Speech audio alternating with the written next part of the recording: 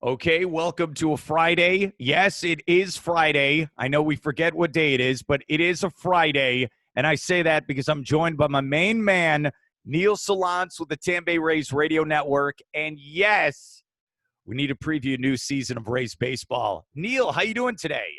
I'm good. How are you, Mark? Hope you've been healthy. Do you also have that problem where you don't know what day it is after a while, so you have to say it out loud? Um, it helped a lot when we had school in session. That made it a little bit easier for my kids. I kind of knew at least when the weekends were and weren't.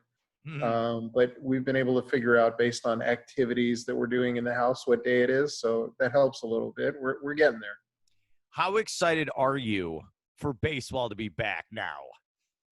I would say very. I think certainly the first and foremost thing is that we do have baseball, that we're able to get through it healthy. And obviously some of the numbers in Florida and Texas and Arizona, it's understandable to be somewhat concerned. But I think that I'm excited for assuming that we can get through the season healthy, that, we have a 60 game sprint, which I think for all teams is going to create a lot of excitement. And I think especially for a team like the Rays that performed so well last year and obviously has high expectations now for this year.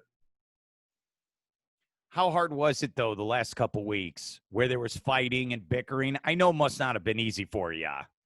I will be honest, probably the last week was probably personally more difficult just because of the uncertainty. Mm. I tried to block most of it out, knowing that whether it's football, basketball, baseball, hockey, when you get to labor negotiations, oftentimes they do play out in the media. And that's not the way you want to. And that's not good for any of the sports, short or long term.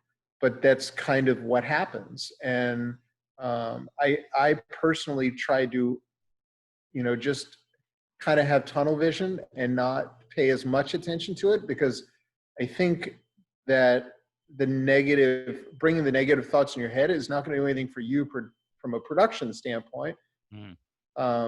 short or long term. And once we get to the season, we got to worry about the games on the field anyway. Well, looking ahead, though, with the end of the CBAs at the end of 2021, are we going to be in for a big fight? Because I feel like we are. I certainly can understand that point of view. I certainly hope not. Mm. We haven't had any true work stoppage since 94, 95. So I'm hopeful that they'll be able to figure it out. I think there's much more to be lost by a work stoppage than there is to be gained for both sides. And my hope is that through this experience, both sides kind of realize, the impact that a stoppage could have, just because of everything going on in the world right now. I think the situation now is much different than it was in 94 and 95 for a lot of different reasons. So I guess I will remain, I've always been a glass half full guy. And I think that, for me, I'll probably try and remain optimistic, and again, hopeful that they'll be able to figure things out. As a sports fan, and I've said this all week since they made the deal, I've watched baseball my whole life.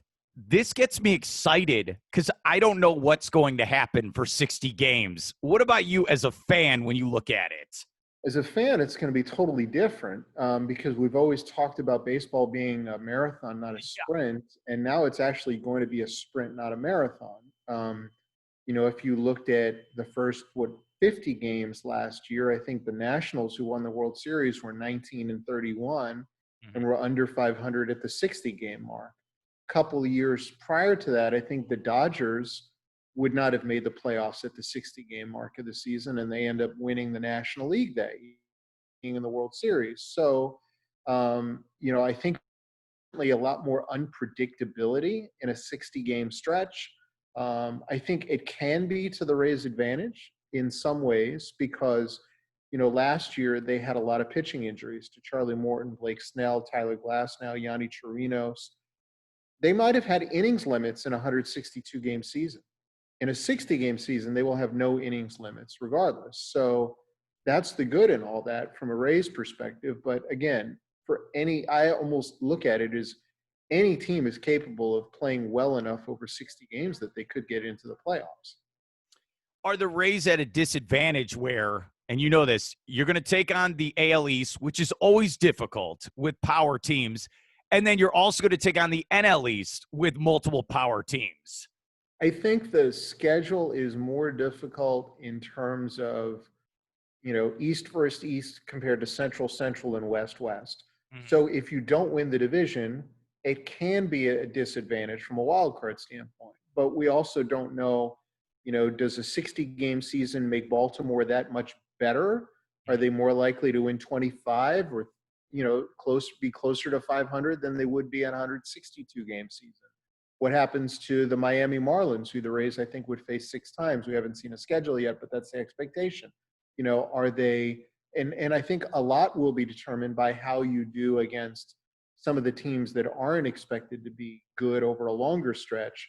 Whether you can beat them up in the games that you do play against them. You think about it, the Rays would play more than just over a quarter of their games, 16, against Baltimore and Miami, who were two of the bottom 5 teams in the league last year. We're here with Neil Solondz, Tampa Bay Rays Radio Network. It's funny seeing each other talk. I just want you to know that. It's two radio guys.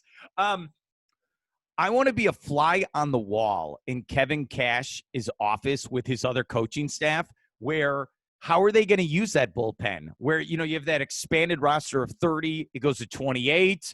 Like you said, does Blake Snell, do you overpitch him? Do you use the pen more? I'm excited to see what they will do this season. And I think a lot of it will depend on what shape guys come in and how stretched out they can get them, because the Rays have always been really careful in terms of how they manage arms and in individuals on their pitching staff. They've been great about that. And they used 33 pitchers in a 162 game season last year. I don't anticipate that this year, but with, let's say, a 30-man roster, are there games where they, in essence, piggyback, where a guy could start and pitch 3 or 4 innings, and then another guy follows and goes 2 or 3, and then you've got maybe 2 innings for the bullpen to have to work after that. I think, they will have to kind of gauge this on the fly as they see when they report, formally next week. They have been doing voluntary workouts the last few weeks, and I think that's helpful. Kevin Cash told us earlier in the week that Ryan Yarbrough and Charlie Morton had simulated games for 3 innings. Well, does that mean that they could be ready for 5 innings on July 23rd and 24th when the season starts? I would think that would be the case, but I don't know. And I think only, they will have a clearer idea of that, once games begin. Okay, to clarify this, because my dad and I got into this discussion because we're not sure. So are they going to report to the Trop and then just practice there every day? Like, what's going to happen? So at least as I understand it, and I think part of this also depends on, some of the guidelines that are given by Major League Baseball. There's a 40-man roster and a 60-player pool of guys that you will have. Now, I think the ones that you would anticipate being on the Major League roster to start would likely work out in staggered groups at Tropicana Field. The rest of the group would work in staggered groups down in Port Charlotte, which is their spring training facility. And this way they can maintain those small groups, keep guys healthy, socially distant, but still get the work in they need to. And they're going to have to figure out, A, which players are in that 60-player pool, B, what staff they're going to use, and then see how they divide them up so that everyone is as prepared as possible come the start of the season, because you're going to have injuries. You're going to, you'll hope you don't have illness, but I mean, you've seen it with the Phillies and a lot of other teams. Players have gotten sick, so they're going to have to prepare for that too. Well, it's going to be interesting where there is no spring training games, right? You're just going to practice with your other teammates? Like, what's I guess the lab, you're allowed to have some exhibitions, but if the teams are all in their own home cities, the only way you could do that is, let's say the Rays were slated to face the Orioles in Baltimore. They could have a couple of exhibitions against them right before the regular season starts. But then how many of your, are you showing all your cards, so to speak, in a series before a series begins?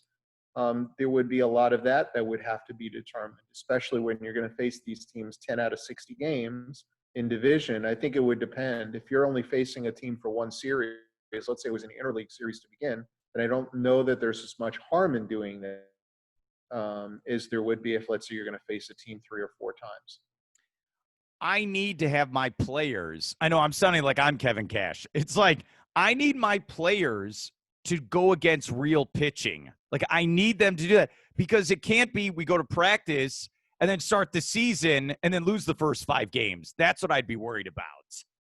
Well, I guess all teams are under the same circumstances. Yeah. That's the good. And at least if you're a hitter, you're preparing against arguably the best pitching staff in baseball. So if they're pitching at game intensity, is there a better way to prepare a team offensively than to have to face the best pitchers? I mean, you could argue it could hurt your confidence going into the game, into the real games, because you're facing such good pitching. But at the same time, it also could be a benefit because oh, do we have you? Did you lock up on me? Uh-oh. We'll get him back. Hold on. Hey, are you there? You locked up on me. Okay, we're here with, we'll cut that out when we play this for the radio. We're here with Neil Solondz with the Tampa Bay Rays Radio Network. If you go to Vegas and you're going to put money down, I don't condone this, but who's going to look better at first, the pitchers or the hitters? That's what I don't know, man. I think that I would always lean toward pitchers being ahead of hitters by and large, but the difference here is we don't know what kind of shape they've all stayed in collectively during this period. But generally in spring training, at the beginning of spring, the pitchers are always ahead of the hitters. So I would anticipate that would, benefit the Rays because they're more pitching heavy. At least that's my guess, but that's truly a guess because who knows how, again, it's going to be very unpredictable. And I think that probably is what hopefully will create a lot of excitement for these next couple months because every night's going to be different. Okay, if you were scheduling games, especially with the pandemic going on, would you put more games during the day for fans to see, or would you do them at night? I don't know. Who knows how many people are, there are a lot of people who are working, that's for sure.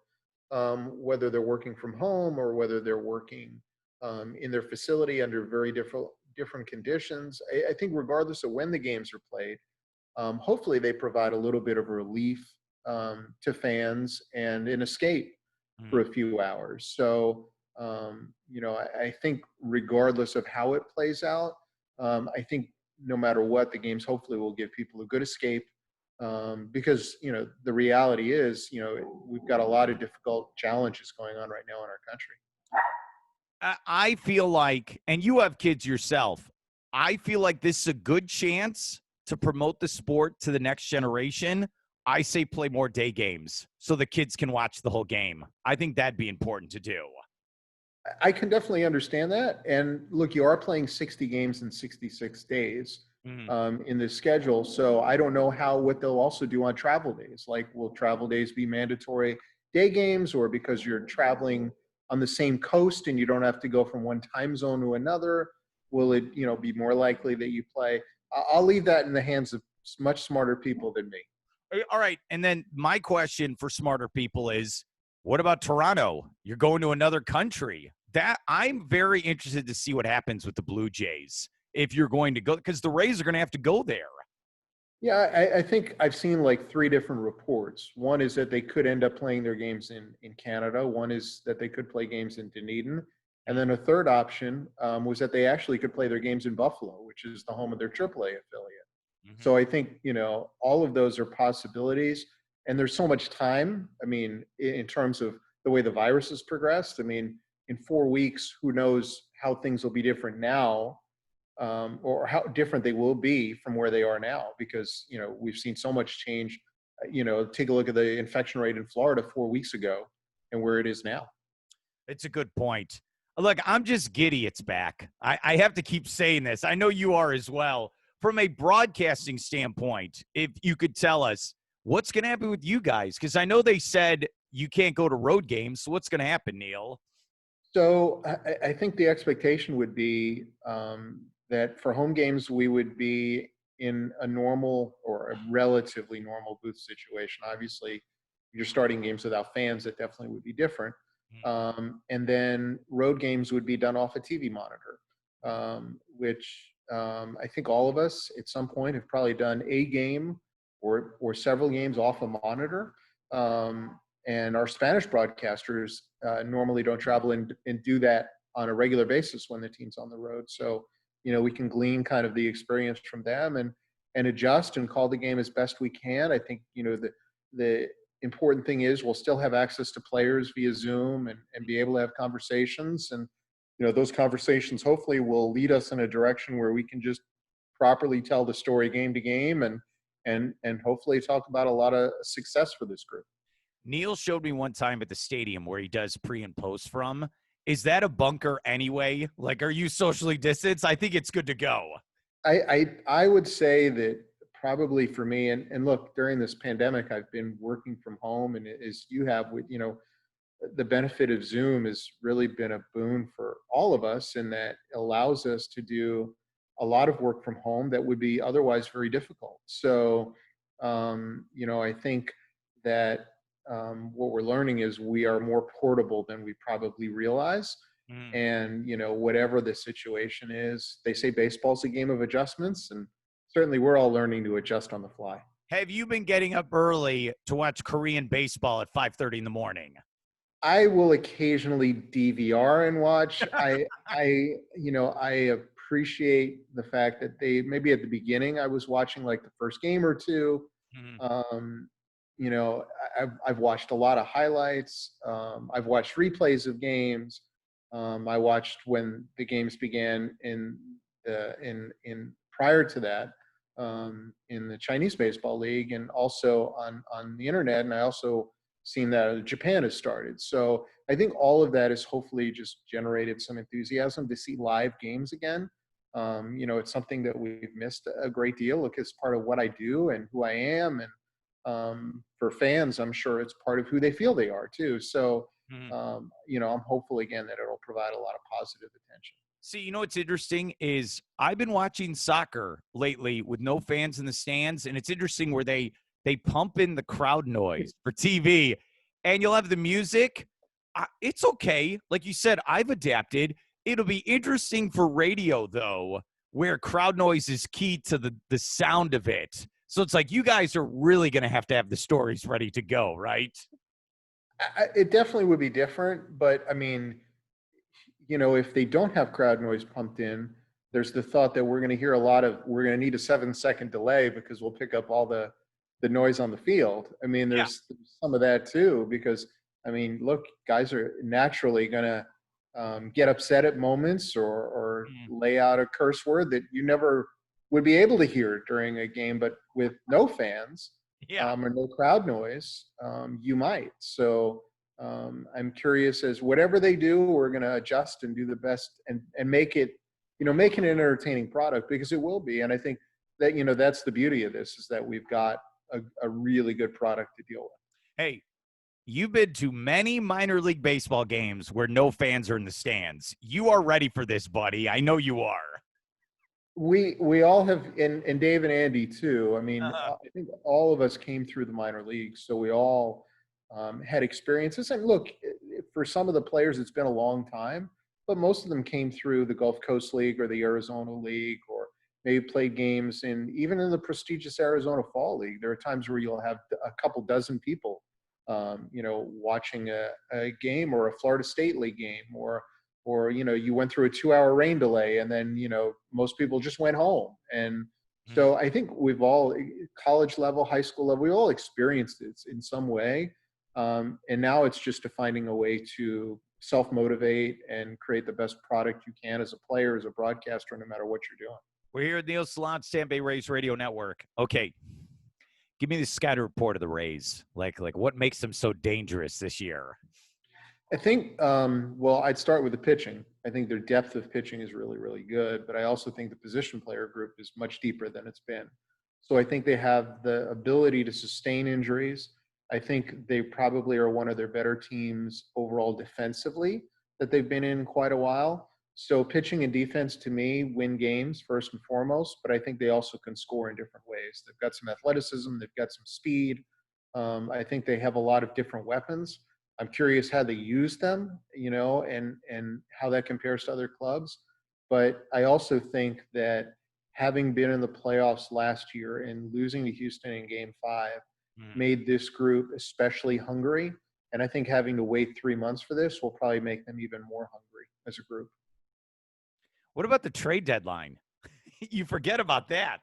Like, Yeah, they've moved it to the end of August, now from the end of July, which will basically be at the midway point of the season. I'm curious how it all plays out. Obviously, we're 8 weeks from that happening. mm, Um, you know, a how likely you want to move players during a pandemic, knowing that, let's say, if you kept your clubhouse healthy, you hope that everybody else is doing the same, but you don't know what the situations are in those other places, and how much do you give up for a player that you're getting for 1 month, knowing that it depends a lot on your playoff situation. Are you a team that 1 month in, your chances are really, really good that you're going to be in the postseason, or that you're hoping to get in the postseason? And do you give up, a lot for just 1 month, or what could be a 1 month rental? see, I asked that question because that trade deadline is going to be fun because we don't know what's going to happen. What are the Rays missing right now? Where, okay, if you needed to pull the trigger, what would you go with going into the season?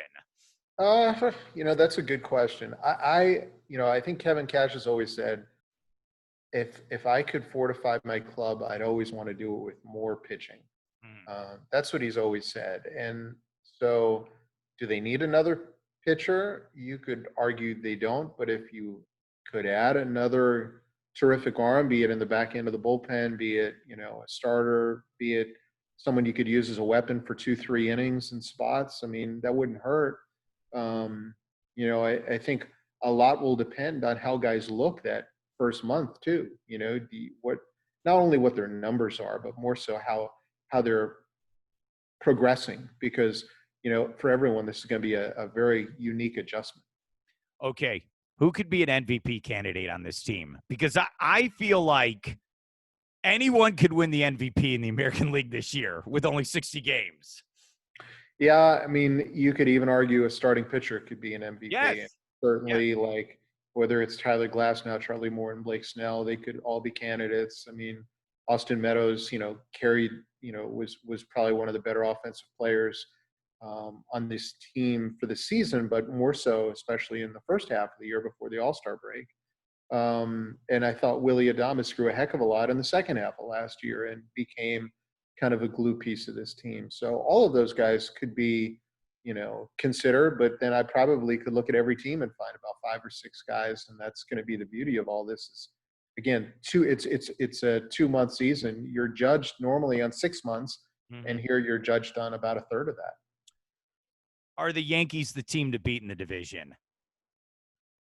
Because they won the division last year, I would tend to believe yes. Mm. And that probably will benefit the Rays to be the underdog, so to speak. I mean, there are going to be people who pick Tampa Bay because, and I think Dave Wills, on our broadcast team said this, that if there's any team that is able to adjust and adapt, a team that's used the opener, a team that's used bullpen days, a team that's Mm. adjusted to so many injuries, you would think the Rays are. But the Yankees are a team that won over 100 games last year, and they've added Garrett Cole to that group. They've had some subtractions, but they've also had some pretty tremendous additions too. So those are probably two of the teams not only to beat in the American League East, but probably two of the teams to beat in Major League Baseball this year, along with the Dodgers and maybe a couple others. You're talking Rays. I feel like their advantage is I don't, and I know this is knock on wood saying this. I don't, but I have to say it. I don't see many injuries. Like, I feel like they're healthy going into this. I think that's going to be advantage for the Rays. I think it'll help. Normally in a regular season, usually you see injuries, pitching injuries, especially that first month or two. Yeah. We're only going to have a month or two. So if a guy goes down, you're probably not going to be able to get them back. So you hope that, in the ramp up, you're as careful as possible, also being as smart as possible. And that goes for every team. And then, I think, who knows about how the virus will impact teams. If you lose a player, are you losing them for a week, 2 weeks, a month? A month is half the season. So, you forget about that. So there's a lot of unpredictability in all of this. The Yankees have an older team, so you would think that would likely lead to more injuries, but you don't know. That's I think we're all anxious to see how this plays out.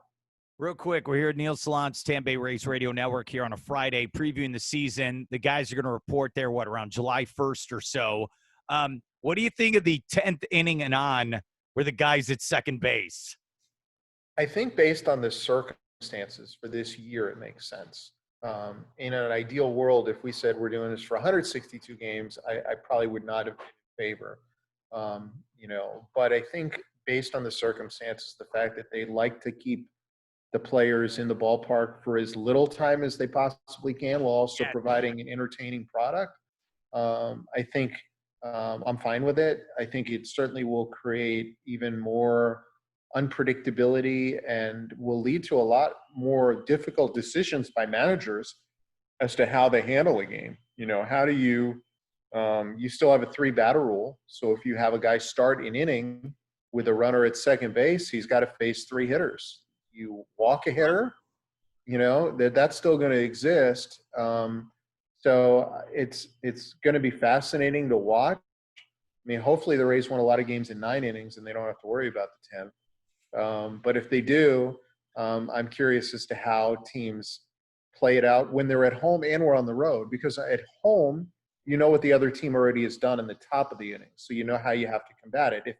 If let's say the other team doesn't score, you then immediately bunt the runner from second to third. And if you have a good contact hitter up next, just try and get that runner home. Whereas if the other team scored a couple runs, now you have to play for an inning. Or what if they scored 1? Do you play for 1 in the tie and play to the next inning because you have better relievers than the other team left? All of those things are going to be fun to watch. There's going to be a game, because this is baseball, where it's going to go 17 innings, where both teams keep scoring a run. That's going to happen. I don't know if it'll go that way, that long, but I'm sure there will be a game or two that'll go 12 or 13. Mm-hmm. And, hopefully it's when they have expanded rosters and enough pitching that they don't suddenly have to make a bunch of changes on their roster the next day. I'm fascinated to see it, what's going to happen, because everyone in America is going to be like, well, he's going to bunt that guy over. Like, everyone's going to think he's going to do it. And then someone might score. It's going to be fun. But let's end with this.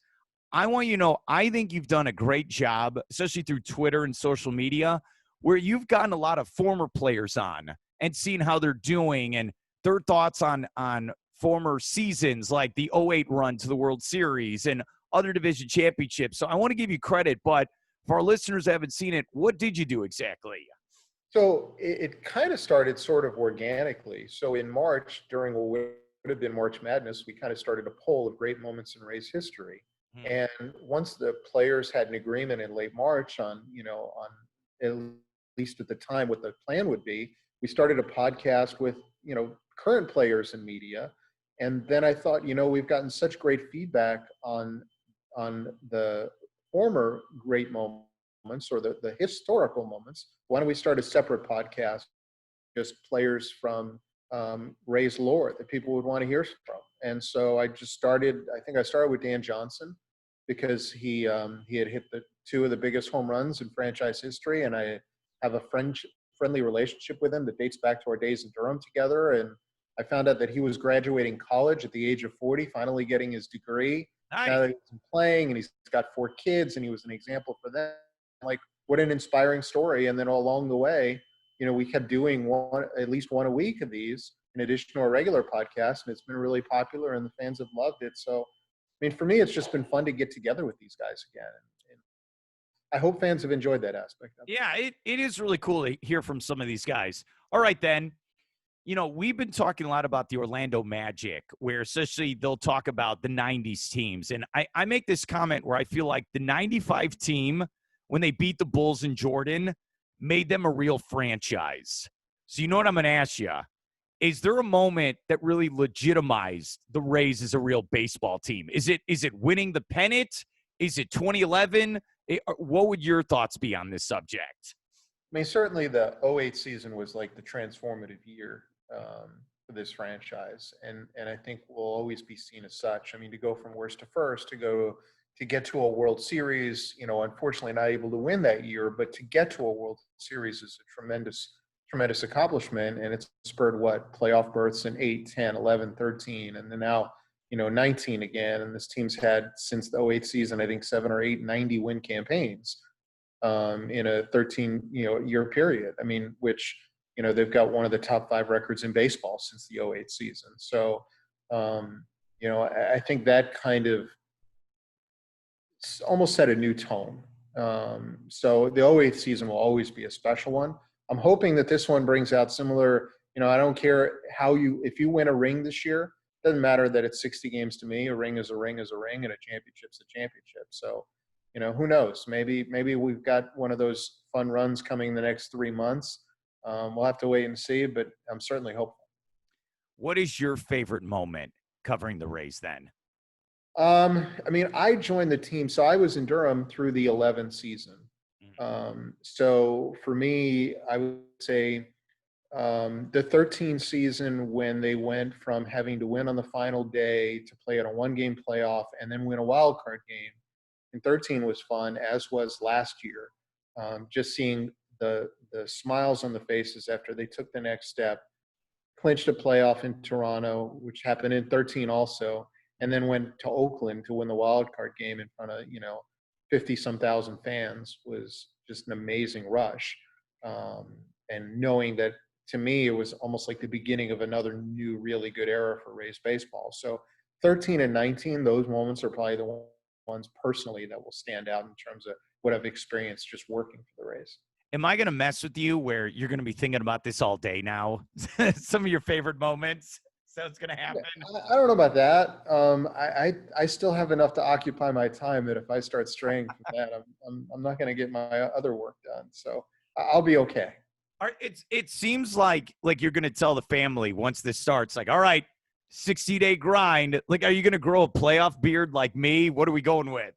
No, I don't wear it well. My hair grew out. If you look at like some of the interviews that we did over the 3 months, I went from, I think, March 12th to the end of May, probably early June, before I finally got any sort of haircut, and it was looking really ragged for a while there. So no beard, no mullet, no nothing. Was that comment from the family, the rugged or the ragged, whatever you just said? That's what it sounds like. It was me. I looked at it like, wow. I'm like, this is not good. But otherwise it's been I think the probably the bright light in this. I mean, you mentioned family is the opportunity to spend more time with your family. That's been the greatest challenge, through all this period. That's really nice. What do we need to check out then for the latest on the Rays in the new season? So we keep a blog, and I've written some kind of key moments that people can look at raysradio.mlblogs.com. We keep all of our podcasts, and we've been doing at least 2 a week. And who knows how many more or less we'll do once, players report. And that's at either Apple Podcasts or raysbaseball.com/podcast. And those are probably the 2 easiest ways to kind of stay in touch. You talk about content. We've been discussing this. I'm telling you, years past, you'd be like, all right, we got 162 games. We know what to do. But like my standpoint, it's so much fun, these discussions. Like we're saying 10th inning. All right, do we get the guy over? All right, how do we handle the bullpen? Like it's going to be exciting, Neil. So I appreciate you coming on today. No worries. Hopefully everyone out there continues to stay smart and healthy, and we get off to a really good start. Awesome stuff. Thanks, man.